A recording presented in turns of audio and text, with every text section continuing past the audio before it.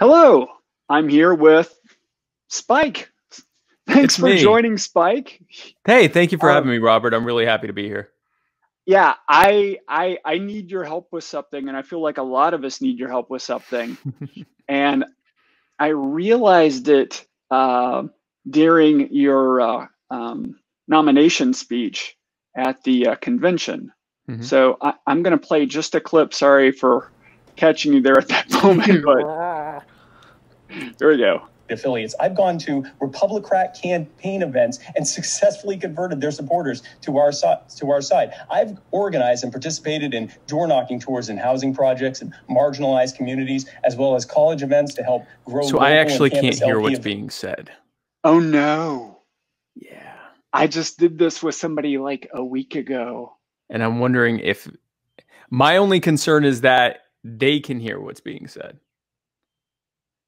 Well, you know what is I'll fix it in post. Okay, then I apologize. Okay, fix it in post. I know what I said there, and then you're going to expand upon it anyway. So sorry. I just wanted to make sure. That's okay. You'll have to edit this part out. I apologize. Nah, I'll just leave it in. Okay, then go ahead. Affiliates, promote local down ballot candidates, and change the conversations in those neighborhoods and campuses. Even during these lockdowns, I have continued to do online campus events that have been wildly successful. In each of these events, I have converted dozens and sometimes hundreds of people to the Libertarian Party and used the sales and communication skills I learned from owning and operating a successful business for nearly 20 years to listen to people's concerns, identify their problems, and communicate the Libertarian solution to these problems. So that right there at the end, the little 3 steps, which you clearly heard. I totally just heard. Every time I hear it, it makes me emotional. Right. But you know, as soon as I heard that, I knew what you were talking about, because you know, I've had similar both successes and fails in business due to me succeeding to do that or me forgetting and doing a misstep. And you know, that's a lot of us. But some of us don't even realize that. And it sounds so simple because it's just 3 steps. And then I had an opportunity to hear it slightly differently, because LPKY was kind of having an issue, and you got a bunch of our members on, and you were talking to us, and you articulated it just slightly different. You said, listen, express empathy for their problem, and communicate the solution. And the only real difference there was the express empathy. But what really happened is, while you were saying that, I realized the arc of the call. Like, you had actually pulled that on us. It's like he's using this, and he's then doing that right now while we're talking. Yeah. Right. So that's when it dawned on me. Like, this isn't something you said at convention and, oh, I'll use it again now. This is like a habit for you. You've got this down to a science. This is how you navigate now. Am I right?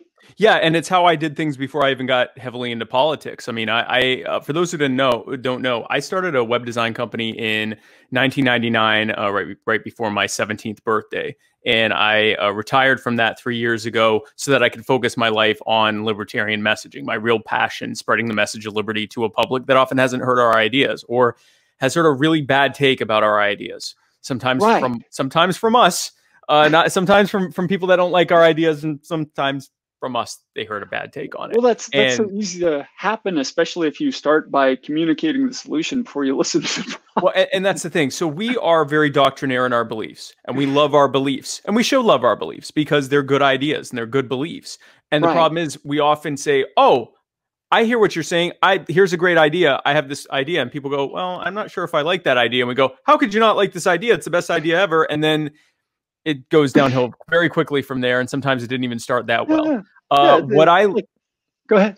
What I learned in business Because my business essentially, especially towards the end, I was really just selling packages for website design and marketing and search engine optimization and social media packages that I would then have others do. So I was pretty much just doing nothing but sales. And what I found in sales and just in networking in general, the best way that you can reach people is demonstrate that you actually care about what they have to say. Make it about them first. The consumer should always be king. In fact, we actually talk about that in libertarianism, about the idea of free markets is that the consumer becomes king. So that's a great way to start in our messaging, is the person that you are talking to is in that time the most important person to be heard and listened to. And so I do listening tours. When I went to a Black Lives Matter rally, I didn't talk much at all. I asked a couple questions and I let people talk to me because I wanted to listen. And I wanted to, first of all, I wanted to hear what they had to say to see how our solutions can work for them. But I also wanted to demonstrate. And that's why it was a little bit different on, in the debate thing that I just totally heard. In that closing statement, I talked about identifying their problems. And then on the LPKY call, I talked about that second step was demonstrating ourselves as caring, and empathetic people that are actually listening to what they have to say and can be trusted with information. It's the same thing. So I'm doing two things there. We are identifying their concerns for us so that we know what it is they care about so we can message properly. And to them, by us just sitting there and listening, actively listening, asking follow-up questions, little simple stuff like that, they know that they're being heard. They know that you actually give a crap about them. And that alone is incredibly empowering to them, because they feel like someone actually cares, especially when we're coming to them saying we're with a political party that wants to change things. They're thinking, wow, I'm actually, I'm being heard and my concerns could potentially be used in how the direction of our country goes. And that's incredibly empowering to them. And what we're getting out of that is that we're hearing what they're concerned about.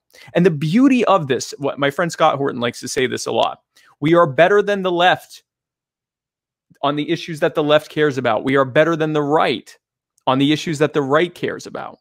And for that matter, we're better than the centrist on what they care about. Our ideas are the best ideas. We don't have to disagree with their concerns.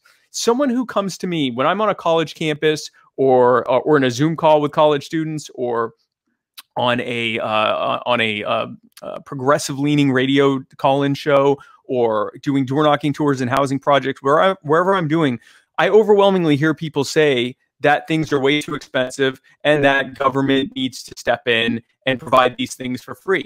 I'm not hearing someone say, I believe that government is the best person to handle this and that we should be stepping into doing it. Even if that's what they're saying, here's what they're really saying.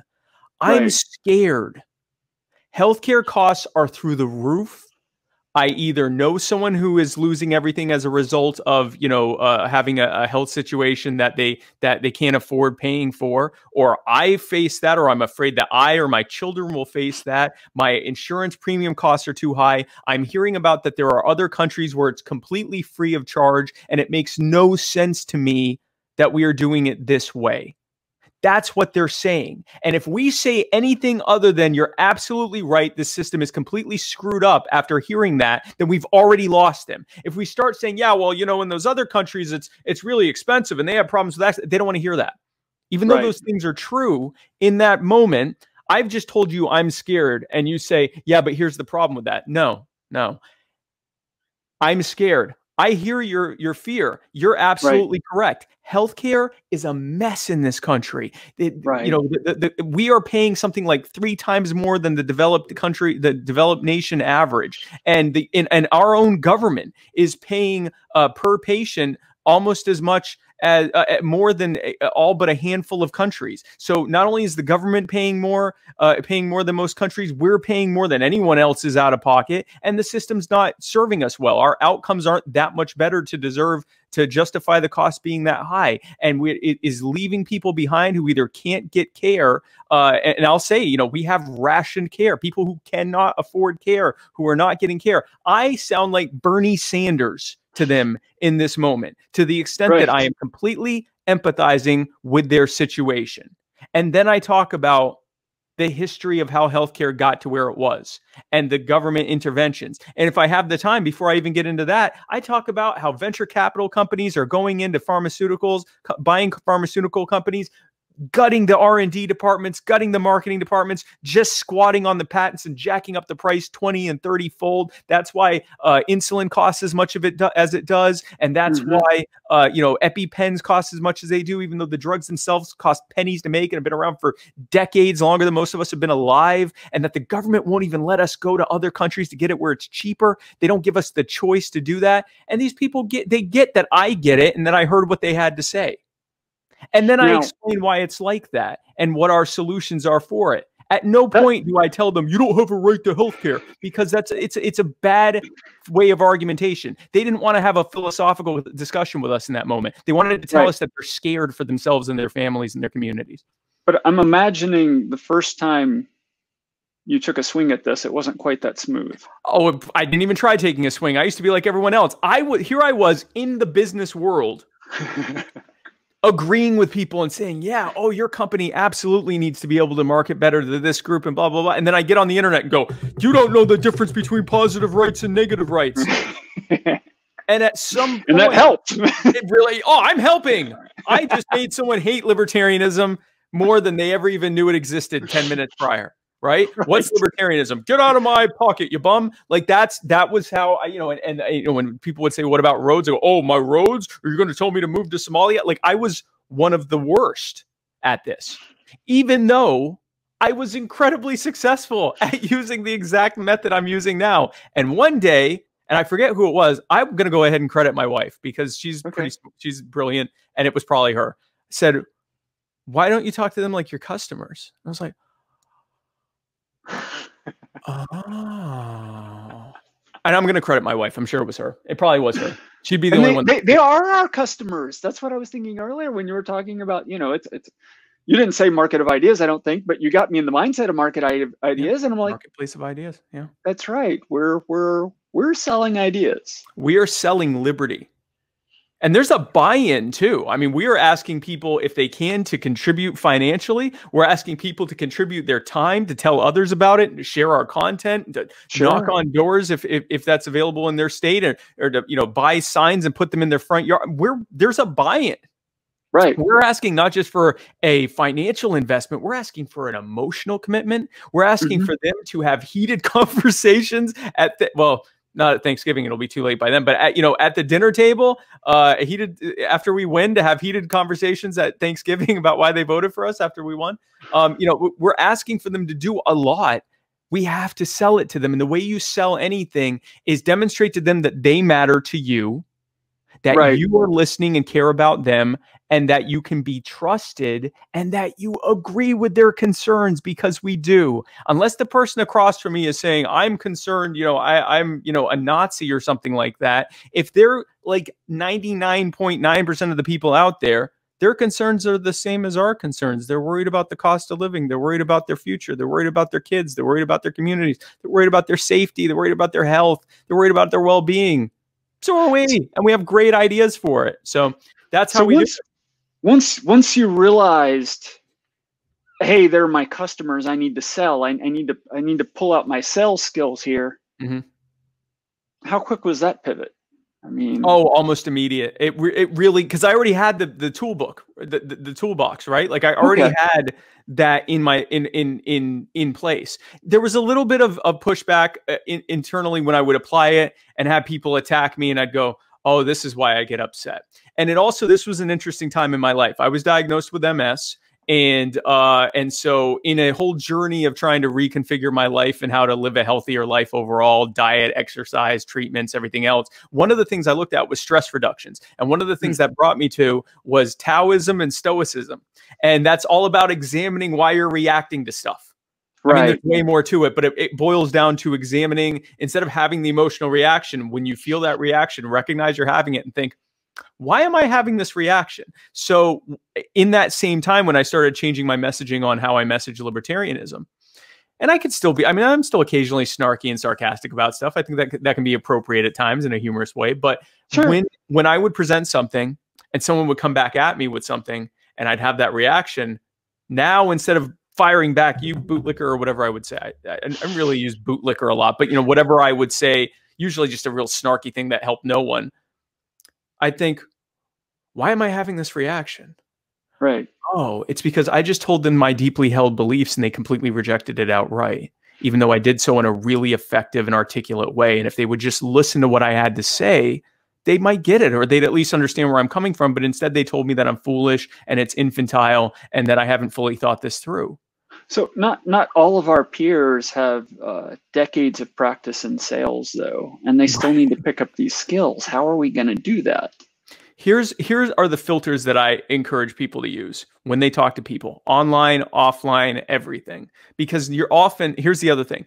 Most of the time, you're not just talking to the person you're talking to, who often will not change their mind. You're talking to everyone. For every commenter, there's 100 or even 1,000 watchers who just lurk. They're just a lurking. And here are some of the filters I use to get me to calm down. And always with the idea that if these things don't work, disengage. I would much rather leave a conversation and that person can feel like they were the winner or whatever than to continue beating my head up against the wall and potentially making my side look bad in the process. What about the hundreds of lurkers, though? Still better than what I would be doing if I stayed there.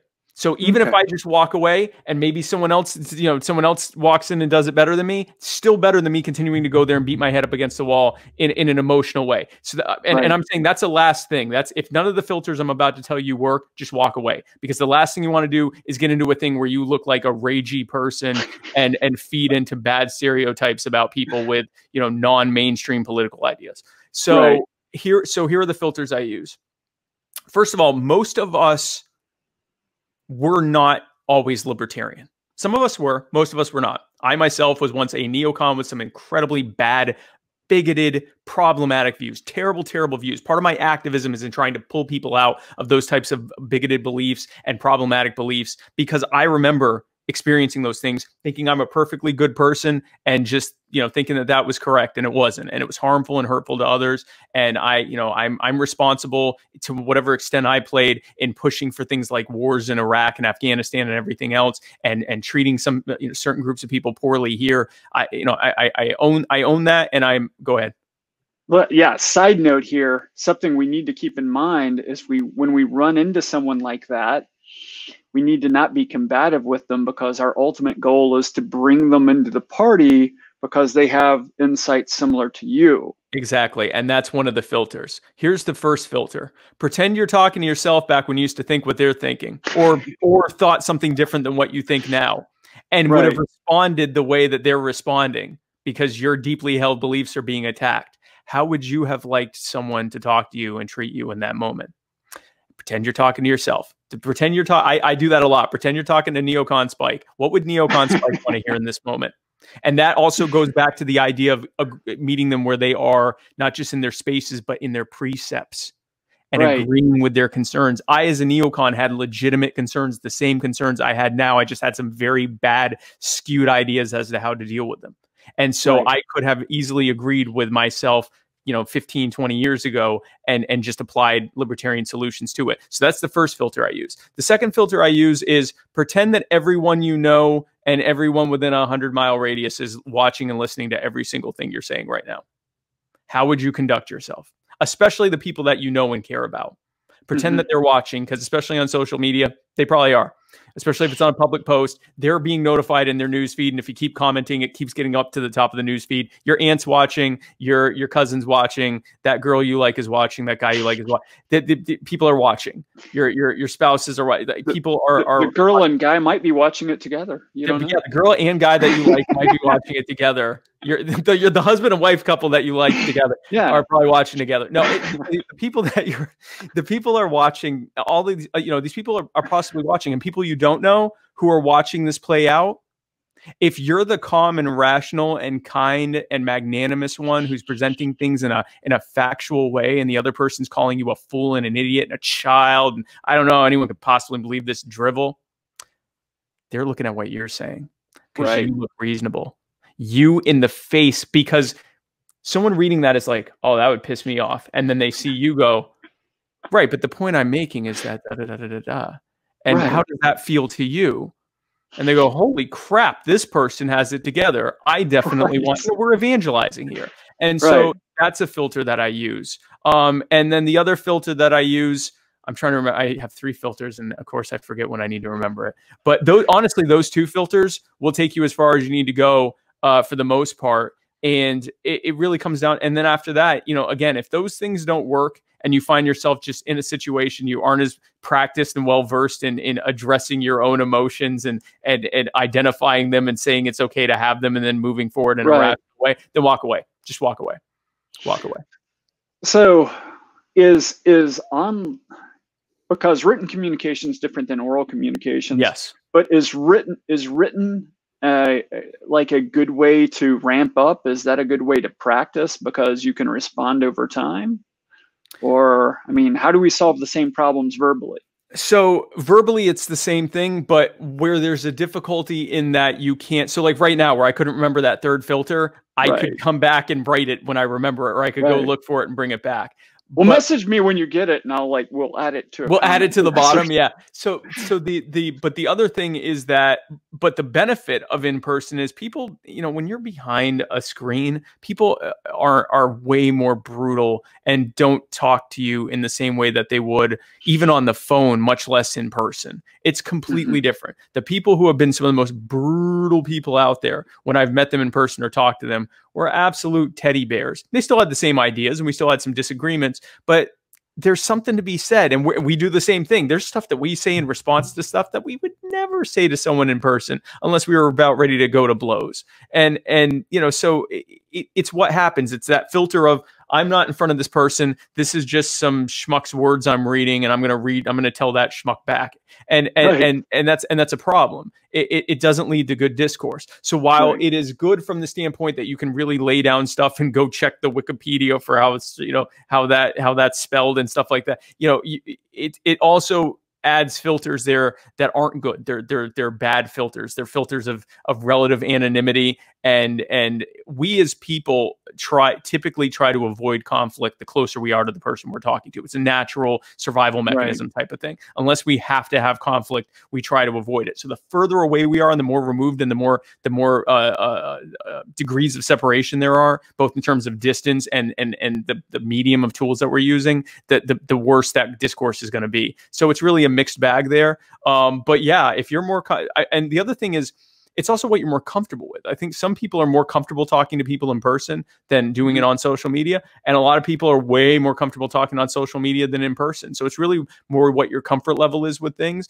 And here's the other thing, if you're not you know, you may not be someone who wants to do, you know, this type of messaging. You may not want to be you know, not everyone wants to be an orator and a salesperson for the movement, and that's perfectly fine. You certainly recognizing our limitations is fine. There's a ton of stuff I'm not good at, and you know, people say, hey, you want to do this? I do not, because I'm not good at it, and you're going to regret asking me if I did.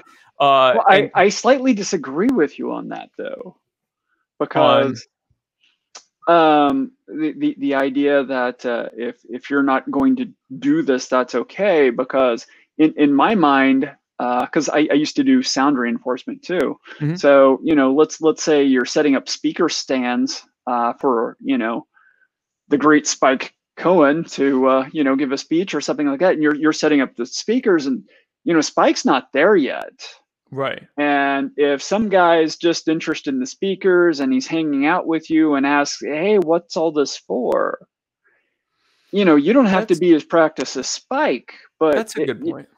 You know, we kind of all need to at least be cognizant of these skills and practice them a little. I mean, I was almost thinking about the Marine Corps. If everybody's supposed to be a marksman, it would seem in a political movement, everybody should be able to articulate the philosophy. Everybody should need to be able to communicate. Not to say we all have to be good at it, but we all probably need to be at least a little better than we were yesterday. And that's the goal. That's fair. I agree with that. I guess what I was trying to say is, don't feel like you have to be an evangelist if that's not something that is your bag. Right. I guess that was maybe the point I was making. But yeah, no, it's good for us to have these skills, not just for politics, but in general. If you are able to communicate with people by demonstrating that you care, that can be applied everywhere. That can be applied with your family. That can be applied. And many of us are already doing that to people we care about. And then, but then we have that disconnection. And, oh, that was the other one. That was the third one. Pretend you're talking to someone you care about. Imagine one of the people who you care the most about in your life. And they just, and this happens a lot, people that you love with all your heart, the most important people of your life, and they vehemently disagree with you on this issue. That happens a lot, right? I mean, the people closest to my wife does not agree with me politically on quite a few things. And we'll have some pretty deep conversations, but I love my wife and she is amazing. And she is the biggest blessing in my life, and she's smoking hot. And so I'm not going to blow that. So, the way that I would, talk with her as opposed to how I talk to someone else. So, envision someone that you care the most about and they just disagree with you like this, and talk to them that way. And you're going to get some reciprocation there, because when someone, even by text, when someone recognizes, and I've seen it so many times, when someone recognizes that you're not going to play that back and forth game with them, and you're not going to, do the tit for tat with insults and snark and everything, and that instead you're being kind to them, it's really hard for them to keep going forward, unless they're just a total troll, in which case you already won. With all of those other people, they're watching you being incredibly kind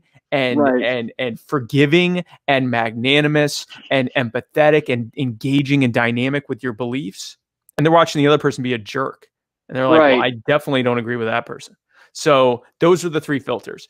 Pretend that you're talking to yourself back when you believed something that you think is terrible now. How would you want to be talked to? Pretend that every person you know and a bunch of people you don't know, pretend every person on earth is watching and listening to every single thing you're saying. And pretend that you're talking with someone that is one of the people that you care the most about, but they're the one saying this. And that's even easier to do when it's by text, because you can just pretend that they're the one that wrote this. And you might for a second think, well, why did they just say that I'm like a prepubescent child? But, just use that filter of, this person that I care about. Those three things should get you through it. And if you find that that's not enough in that moment, that you're just that heated, and that happens to me too sometimes, just disengage. It is honestly better in that moment for you to disengage, and you can disengage in a nice way. You can say, I don't think we're going to get anywhere with this, so I'm willing to agree to disagree. Have a great day. Boom, you're done. And then they can be the biggest jerk on earth, or they can do the chess pigeon thing and strut all over the board. They can do all that stuff. You were magnanimous. You walked away, and in that moment, that was the best thing you could do, rather than continuing to beat your head against the wall. How do you disengage when you've not sorted out the solution? You're just missing information. I think in that moment, if you're that heated that you need to disengage, there was probably quite a bit of pushback already, and people are going to walk away thinking that the other person was just being very disagreeable and dismissive. I'm just trying to present a different problem that people might encounter. It's going to happen. Go ahead. Yeah, so you might disengage because you're heated. You're gonna have to disengage somehow if you just don't know the answer. I mean, in my mind, you can still show empathy. You can go, I hear you. There's this and this and this. Do you like to pivot to I hadn't really considered that before? Oh, you're saying if you're disengaging because you don't have a good answer for them, not necessarily because of an emotional, that you in that moment can't do it. You just don't really know how to answer it. Yeah, different problem. Yeah. So if it's by text, I usually go and find out what I think about. I'll be like, I'll just leave it there. And, okay, that's what I think. Obviously, in person, you can't do that. I would tip. I'm fine with saying I don't know on something. So I've been asked a lot, for example, in the past week about this Chaz thing in Seattle, and I've heard quite a bit about it, but it is so conflicting what I'm hearing. That I'm not in a position to comfortably say this is what I think is happening there, and this is what I think we should say to it. What I say is exactly that. I have people that I entrust quite a bit and respect quite a bit who have been there and are giving me wildly conflicting reports that can't be reconciled between each other. Someone is wrong in that situation. And so based on that, I'm not able to give a real, without having gone there or getting some kind of a consensus from those who have been there as to what's happening there. I'm not really in a position to give it. And then I'll pivot to talking about peaceful decentralization or whatever like that. Right. But in terms of that specific situation, I am comfortable telling people that, I don't have all the facts on that. I had someone call into one of my AMAs and asked about Native affairs, and it actually ended up becoming the most popular part of that episode, because I said, here's what I know. And I talked about the Bureau of Indian Affairs policy of not allowing people to own any property on reservations. And I talked about I talked about how I think that that's contributing to a lot of the problems. And then the person that was on the phone said, yeah, and it's even worse. And they started saying other stuff. And I said, wow, that's, I said, I'll tell you, this isn't one of my strongest things. I did know that one thing. And so, you know what I did? And this was a huge hit. And I have a growing rapport within the Native community with other people reaching out to me as a result. I said, would you do me a favor and inbox me on my page and keep in touch with me? Because I'd like to explore this further with you, because I think we need to have a very set policy on this type of thing. And so that blew out of the water. People were messaging me saying, oh my gosh, I've never heard a political candidate ask someone to, tell them more. And I'm like, I needed to know more. It can be a powerful thing if someone you're talking to, especially if it's being done in good faith, the person is being good. Right. They're not attacking you, they're whatever. And they're asking questions and presenting you with stuff you haven't heard. There's nothing wrong with saying, I am not as well versed on that as I would like to be. I would be very happy to hear what you have to send me about that. Again, that person knows you give a crap about them now. That person now has the line of communication with you. Everyone watching that said, wow, how secure is this person that they were able to admit that they didn't have all the facts on something and ask the person they were debating to give them some information about it so they can find out more. Right. And a lot of people will say, well, they must have won that. No one won. Actually, everyone won there. Everyone won. Everyone won. You just got someone that you can have a direct line of communication with. You might actually learn something there. That could be fantastic. And everyone there saw you presenting your beliefs in a way that demonstrated that you didn't have to be a know-it-all. People hate a know-it-all. We think we're winning. People hate a know-it-all. Unless you actually know what you're talking about in a situation, if you just go in and try to fake it to try to win that argument in your mind, you're just coming off in a way people aren't going to like. So it would be better to pivot and say, hey, listen, is there anything you can share with me on that? I'd be more than interested to see it. All right. Well, we're always pushing back about we're pushing back against the idea of economics being a zero-sum game. Why would we suddenly pretend information exchange in a debate's a zero-sum game?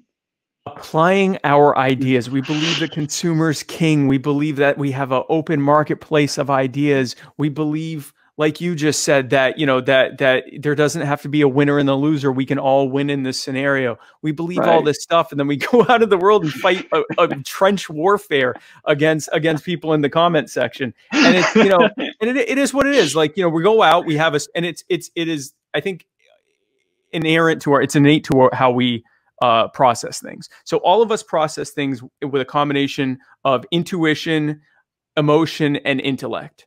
And the degree to which we use each of those things doesn't just vary from individual to individual. It varies from subject to subject, day to day, mood to mood. A lot of people are like, well, I don't feel, I think. Now, you experience an entire plethora of emotional, intuitive, and intellectual thought on every single thing that you do, including when you bump into something. So that's simply incorrect. And it changes. If your mood's bad, you're going to be way more emotional and way less intellectual and intuitive. Libertarians in general tend to systemize things. We tend to look at things and we tend to be a little bit more heavy on how we intellectually process it. What does this mean? How do we, we're more philosophical than the general public in general. Sometimes not. Some of us are even more intuitive and emotional. But that's just on that. When you're arguing and find yourself calling people a bootlicker, you're now feeling and not thinking, as they like to say. Like you're no longer using intellect. You are using raw anger and hurt.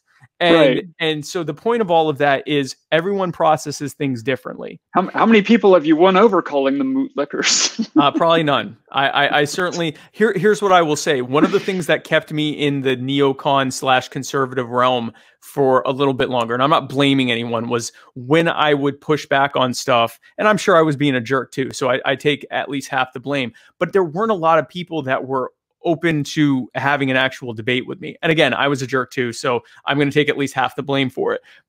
Once I had people who were doing what I was doing and saying, have you read the Constitution? And I'm like, yeah. And then I'd go and read the Constitution and realize what I was saying, not even close to being true. And I was like, Right. oh. And then later on, when I had, libertarians saying, have you read the law? Or, which is only 30 pages. So that's a great, yeah, I know. No, I know. You and Dave actually were handing those out, right? Yeah. Yeah. I mean, that's why I was thinking about the neocon thing is we had that same discussion in regard to Dave is we have a member of law enforcement passing out the law, which describes how the law should be limited. If you can't fall in love with that, I can't help you. But listen, a cop going around handing out a book about what the limitations of the law should be and how law, if it exists in existing in any configuration, should serve only to protect lives, rights, and property. Right. I'd like every cop to be doing that. Right. If that's what the prevailing mindset in our police departments was, I think we'd all be pretty happy. I think we'd all be doing a lot better right now. Absolutely. But yeah, no. So that is how I tend to apply, talking to others, is that this is a marketplace of ideas. You have to be. Let's just be kind. First of all, emotionally, how it's freeing. At first, it can feel uncomfortable. It is incredibly emotionally freeing for me not having to feel like I have to battle anyone on the internet, because I'm not going to. I don't have the desire. I am far too busy now, especially with the campaign, to even do it. I go in and I speak kindly, and people take it how they take it, or they don't take it how they don't take it, and that's okay. And and so that's how amazing can it be if we change not only the direction of the conversation in the greater body politic, but also the way that it's done. Imagine us reshaping American political discourse in our own image, one that is kinder, one that is not built on this, Republican, Democrat, left, right, conservative, progressive, big government, small government, endless rope-a-dope back and forth, but is built on building a consensus based on us all having the same concerns and then finding the best solutions to that. We can do that. That's beautiful. I think we've given people plenty to think about for one sitting, man. Thank you so very much for doing this. Thank you.